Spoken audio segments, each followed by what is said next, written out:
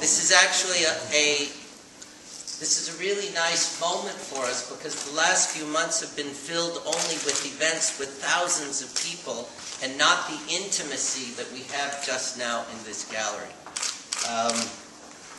You all know that we opened the renewed museum at the end of July. We've had actually almost 190,000 visitors since then. And on this quiet morning, when we're not open to the public, we have an opportunity to introduce something which is really quite special. You know that we, as part of our renewal project, completely redesigned and reinstalled the archaeology wing of the museum, so that now we're actually quite pleased that we are presenting here the definitive history of the archaeology of the ancient Holy Land from prehistoric times to Ottoman times.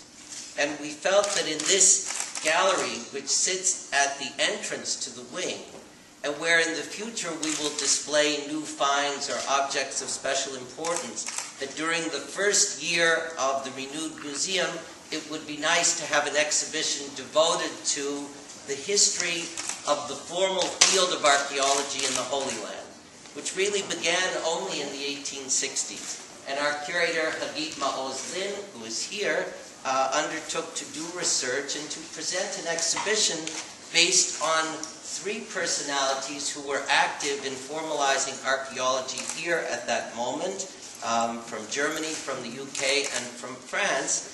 And while most of the material in the display is our own, Hagit felt that it would be a kind of lightning rod of understanding to bring an important archaeological object from elsewhere. So we are standing by a magnificent sarcophagus, which is on loan to us from the Louvre Museum in Paris. Its story relates directly to Mr. de Saulcy, who was one of the three gentlemen so instrumental to founding the field of archaeology in this region in the 19th century, who excavated this mysterious sarcophagus in 1863 from what is now called the Tombs of the Kings, and took it to Paris, where it's been kept in fine form since that time. This is actually its first time back to Jerusalem since then.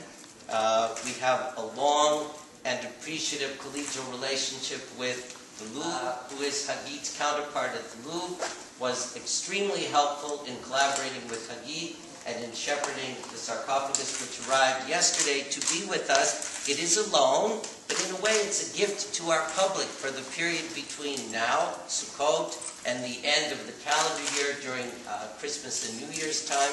And in a way it's very nice, 2 months after the reopening of the museum, when our year in the museum is intended to be about a celebration of our own collections, to bring a loan of such singular importance for us and for archaeology, which is such an important subject to us, here in the museum as a special loan for this time.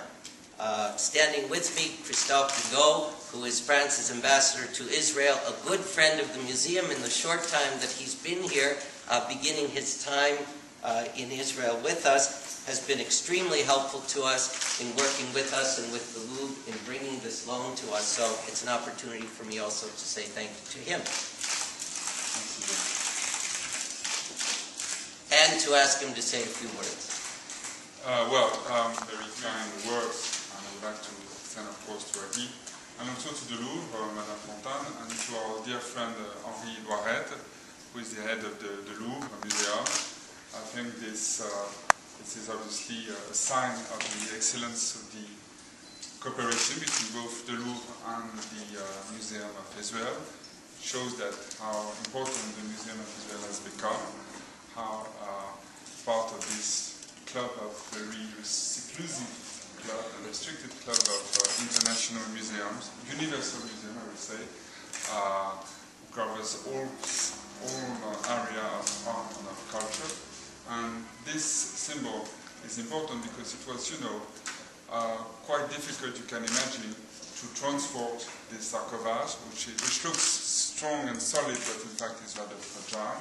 And we have to work quite along on issues of transportation, of insurance, so that everything will be fine. And so, after 1 year of work, The first time I visited, our friend James, it was I think late September. This place was completely messy, really a nightmare. And told me, in 1 year we will have the sarcophagus here. To say I was a bit skeptical, but you know how much he's enthusiastic and also sometimes a bit stubborn. And he did manage to, with the great help of the Louvre, to have this piece coming here for a few months. But I think it's important. To my knowledge, the first time that we have been able to loan this piece out of France. So it shows the importance we see in this cooperation with the Museum of Israel.